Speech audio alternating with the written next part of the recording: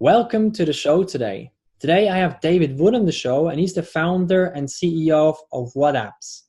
And I'm very, very excited to talk to you today, David, and hear a little bit more about your story.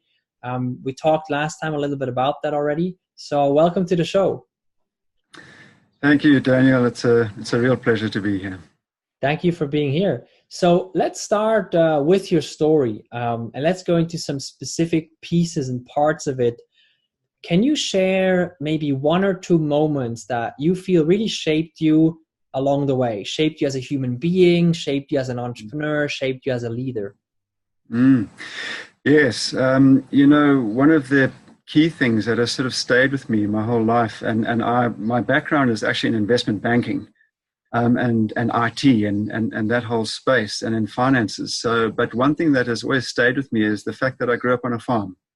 I grew up on a farm in Africa, and with my feet on the soil and in the mud and everything. And it was just really, really very fond memories of growing up with animals around me on a very spacious and beautiful farm in Africa. So that's certainly one aspect. And the other thing is that I think that we often attribute things in our life to the big things, but very often it's a culmination of a lot of small things that shape us and gently nudge us in the right direction. So I've had quite a few of those, family, friends, teachers and stuff like that, influential people coming into my life, have all shaped and curated what you're seeing today. I love the combination of everything, especially also about this, nature experience, especially because you grew up there, of course, because as we just talked a few minutes ago, sometimes, in this whole world of business with all these meeting rooms that are locked with no windows and everything, we can feel quite disconnected from everything that's actually outside or out there. And this rooted connection, I think, is really, really important. And one thing that often comes up, like you just mentioned as well, is, people shape us along the way. Maybe role models, maybe people who ask us difficult questions, maybe some difficult bosses, or sometimes it's the experiences where people inspire us in a way where we say, okay, this is somebody we look up to. Maybe sometimes it's a difficult situation that also shapes us. Can you remember maybe one or two or three people, or also groups of people, if you don't want to point anybody out, that you feel really made a big impression on you along the way? Yeah, I mean, I said investment banking. I did some work for Goldman Sachs in London, and some of those guys get into work on sort of Tuesday morning, and they go home on Thursday afternoon. They spend Tuesday night and Wednesday night, and they just work flat out. That was a harsh environment to work in. I was writing sort of derivatives risk software, but the thing about that, you talk about sort of testing times being good, and I just think that they really are. They, you see, what comes out of you. Sometimes things come out of that you don't even know were there. And, these types of environments sort of activate them, these latencies within you, and they bring them out. And that brings me very much to where we are on the planet at the moment. I think that there's certainly this project that I'm involved in at the moment that's sort of woken something up inside of me, because we really do need to act as a collective species. We do need to act. So yes, I'm in one of those right now. So this brings me right to the next piece, which is the why behind everything. I mean, you're involved in a very impact-driven, very passionate project or venture basically right now. So maybe you can share a little bit more about like what it is, and most importantly, like why are you in this field of wildlife conservation basically? This is a big part of what this is about. Of course, there's a lot of technology as well. And I'd love to understand sort of like where the passion, not only from one side, but from the combination comes from. Because you come from finance, like deep, heavy, deep finance. You come from the tech world as well. And then, of course, there was this very early time that you talked about from the farm. So this certainly also plays into this. So where does that combination come from? Why are you excited about this venture that you're building? There are a couple of reasons, and there's a sort of a carrot and a stick aspect to it. And the stick aspect to it, as we've spoken and as I've mentioned the last time, I mean, we in Africa have lost 97% of our elephant, more than that of our rhino, and I can carry on listing species after species. And I'm not even talking about various ecosystems and terrains and stuff like that and biomes that we just not, it's not accounted for. You know, there's no accounting for this loss. It hasn't appeared on your or my balance sheet. There's just no accounting for it. It's just something that is just vitally, vitally important for our survival. And like everyone, I've had my head in business. I've been busy and I've been preoccupied. And I think that we've all been and are, and it's not to blame anyone. It's just where we are. That's what the incentive structure is. The world that we live in at the moment incentivizes us and almost dictates us down a particular road and down a particular line. And that doesn't, and we haven't got sort of warning signals. For example, as I also mentioned the other day, if we had lost 97% of our gold, you know, or our water, or, you know, something like that, you know, we would, that are part of our economy, we would know about it. Our entire economy would collapse. We would have all sorts of issues with that. So we would know about it, but we just don't know about it. It's not registering on our radar at the moment. And it's just something that's that I've just, in the work that I've been doing sort of on the side, and I've just been very aware of the extent of the damage that's being done. So that's the sort of stick side of it. We just actually have to do something about this. And as I also mentioned, we've created the situation in a build-up to 1 billion people on the African continent. That's in the build-up. That's from time immemorial until now. Between now and 2050, which is 20, 30 years, we're going to have another 1 billion people on the African continent. We just really, you know, we really have to sort of acknowledge this and just see it for what it is and take the challenge on. And that's where there's actually an opportunity there. There's an incredibly exciting opportunity, and that is that there is this pressure on us. So we do have to step up to the plate, and people are starting to come into the fray and starting to actually see this and starting to act quite strongly and quite firmly.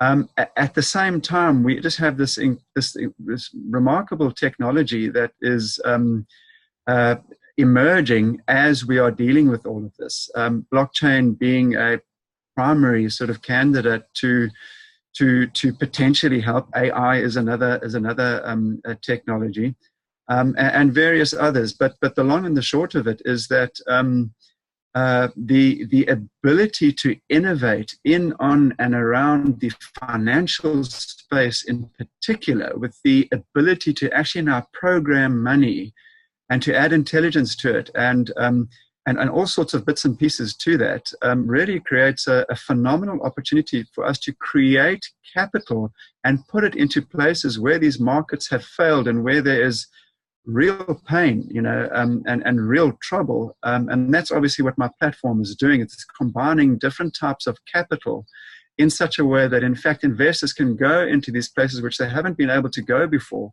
put their capital in and actually get a return on their investment while doing an immense amount of good in the process, actually saving the planet, really, in the process. So it's an incredibly exciting opportunity. And in fact, just last night, I was invited to the South African government is putting together a sort of a blockchain initiative.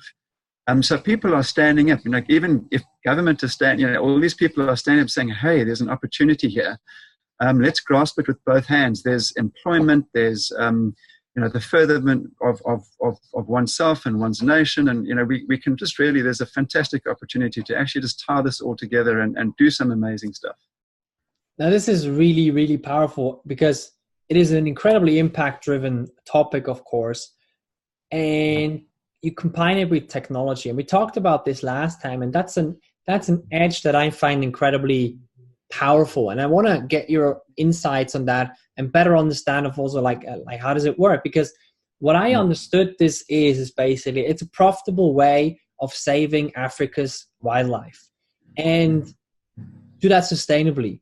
And you know, this is so powerful because philanthropy is great. Philanthropy is for, most of the time philanthropy comes in when it's about fixing a problem. You know, you need instant response to something like a catastrophe, a hurricane or whatever.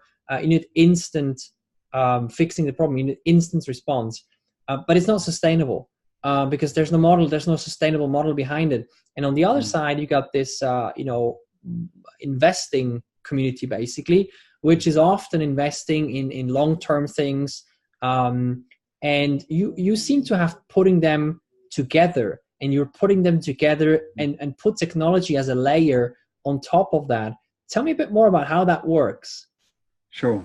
You've mentioned something there that I'm just going to do a little sort of side note to about this impact investing, or people choosing to put their money in a certain place. And I'm just going to come back to this notion of incentivization. We're all, unfortunately, with the structures that we're living in, as I mentioned, Winston Churchill said that democracy is the worst form of governance except for all the others. In other words, it's the best option that we have, but it's not great. So democracy, as much as I'm a great fan of it and I'm a supporter of it and all the rest, it does tend to incentivize us down certain roads. And what we are finding, which is quite remarkable and it's so encouraging, is that people with vast amounts of capital are choosing to say, you know what, I'm incentivized down the profit maximization route, but I'm going to choose differently. So as opposed to what they're being incentivized down, they're saying, you know what, I'm going to take my capital and I'm actually going to put it into something which will give me some sort of return, but it'll also have a massive positive social impact or environmental impact or whatever impact that they're wanting to have.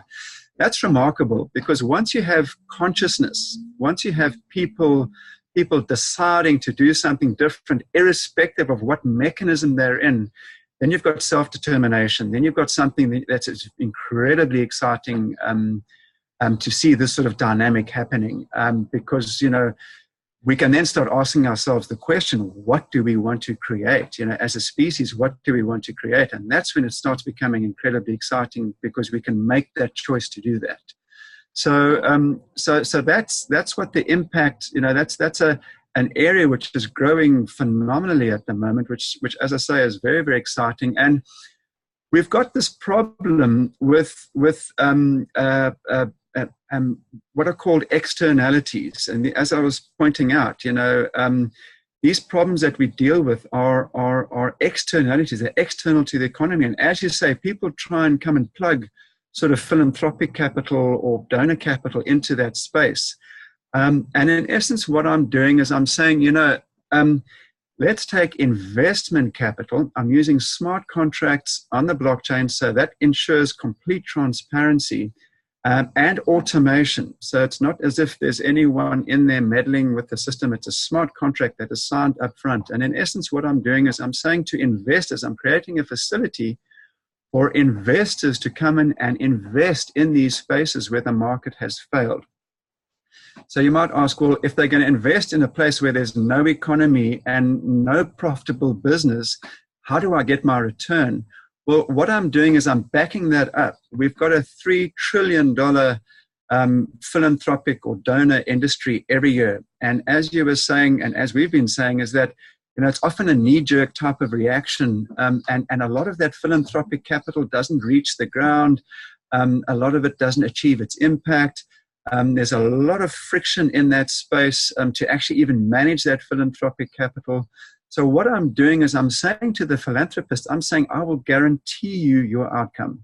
I will say, I will assure you of your outcome. And how I'm doing that is I'm taking investment capital. Now, investors, what they do is they invest for return. And there's a risk-return relationship. So they will invest into these high-impact projects, in my case, in Africa, because we're going to be dealing with these key high-impact problems that we need to face in Africa. And also bear in mind, investment capital is a lot more intelligent. It's a lot more precise, and it's a lot more aware of what it's doing and where it's going, than philanthropic capital. Philanthropic capital tends to be a bit more loose, and it's almost like, let's try and sort this problem out with that. So I'm bringing this much more focused, much more intentioned capital into these difficult spaces, and then I'm matching it up with philanthropic capital. And I'm basically saying to the philanthropists that the investors will take the risk, and when they quite literally produce good, the philanthropists can step in and actually buy that good. And which basically means that that philanthropists are assured of their outcome. They can claim that they've achieved that certain good. And how they buy that good up is they pay a small premium over and above what the investor has paid.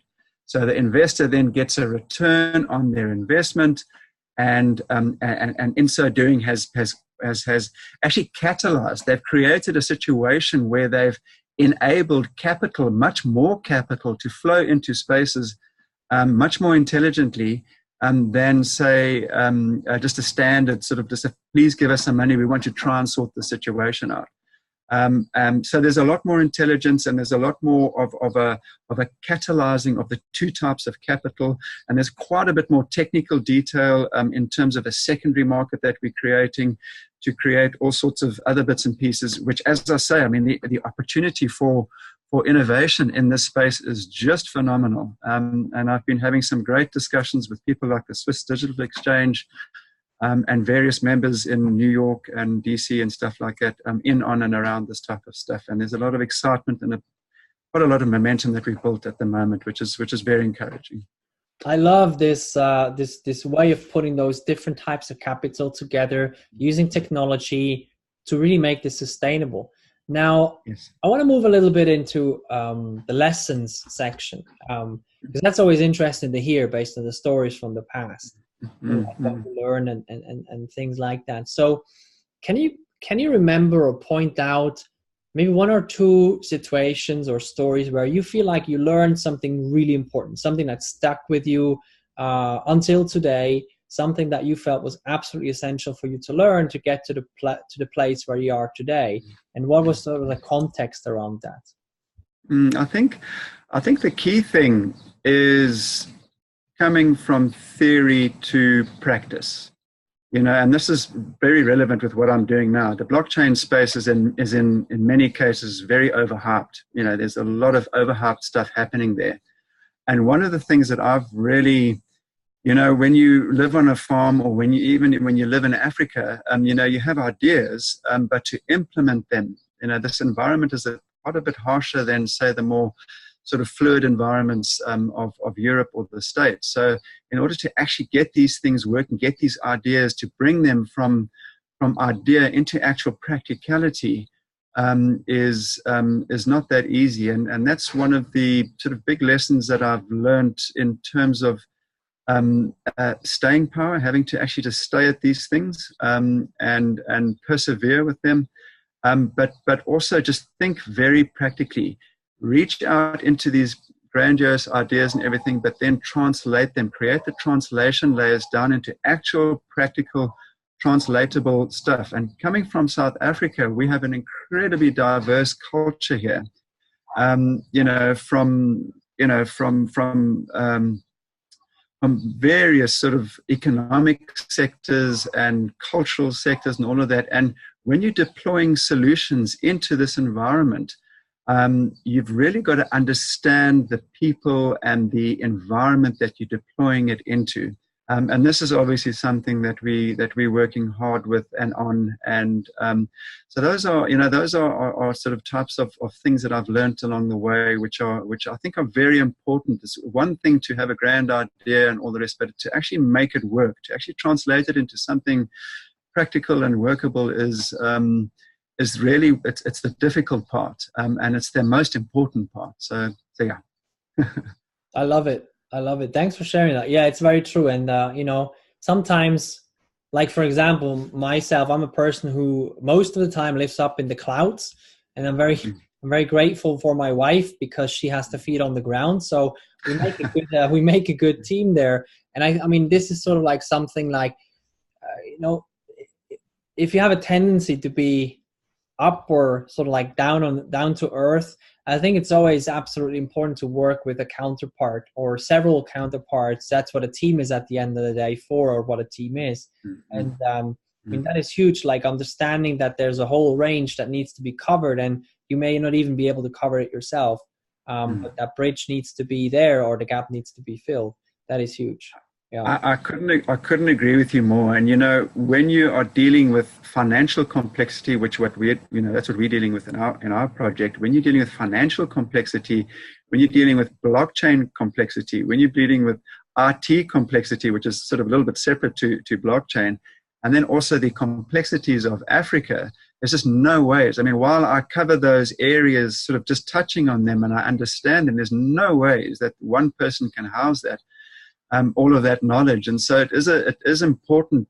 Teams are just so vital. And I have to say, that's one of the things that I'm just very blessed with at the moment, by just setting the intention and driving this as I've been driving it. Just the people have been popping out of the woodwork and supporting me along the way. And I've got a very solid sort of team around me that are as passionate as I am in making this happen, because they understand the consequences of it not, and also the opportunity of it actually coming right. So that's been a remarkable thing for me to actually just see, to see it all sort of unfold as it is at the moment, and very encouraging.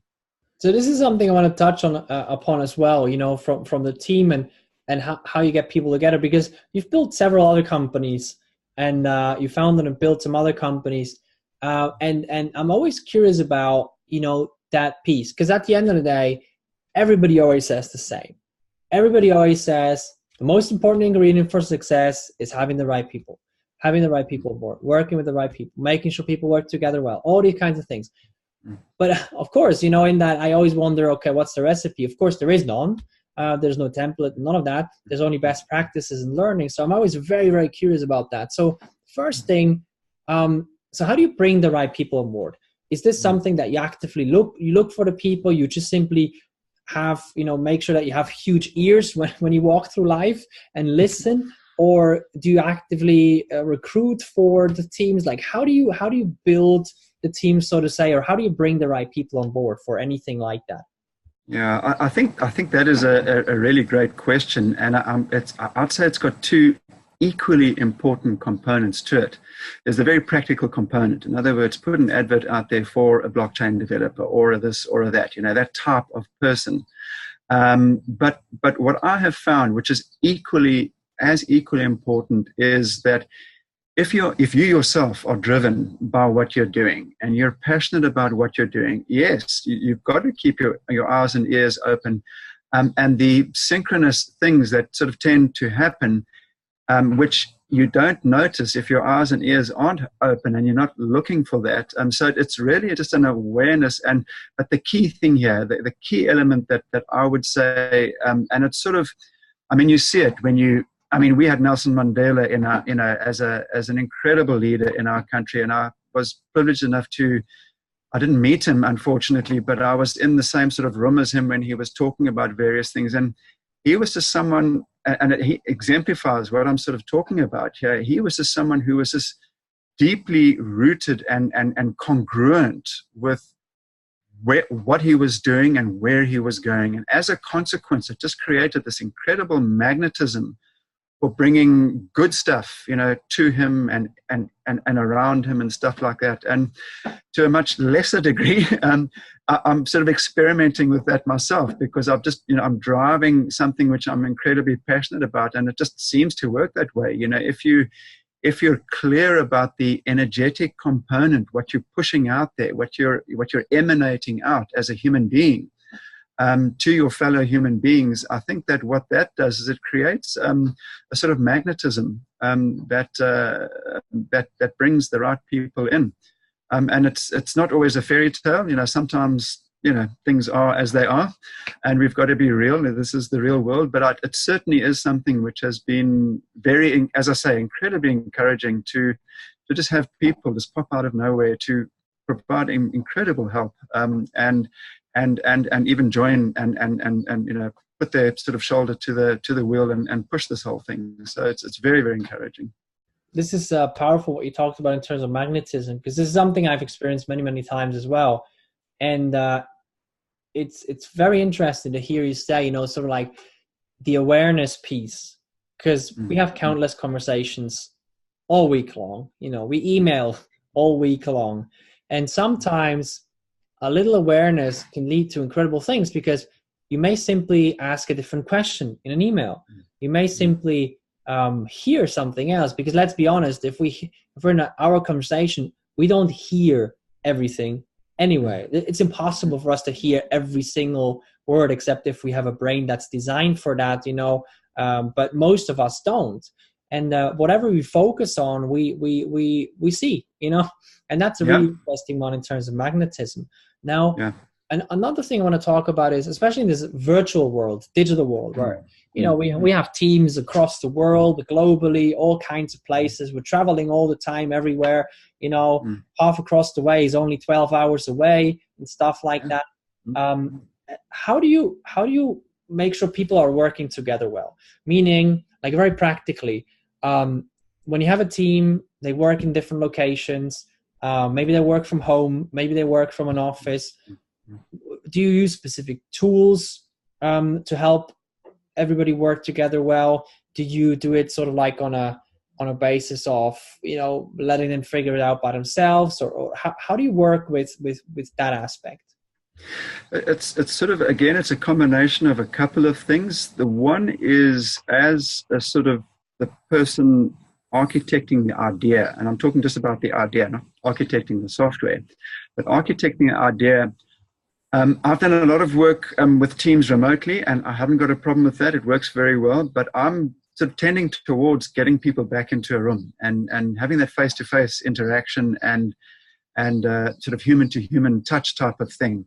So I'm sort of going back to that. And in essence, if you've got a framework, if you've architected the overall vision and framework for what you're wanting to do, then people can align with that. In my opinion, it's all about alignment. It's all about getting people and a team to align with this projection, or with this direction that you're going in.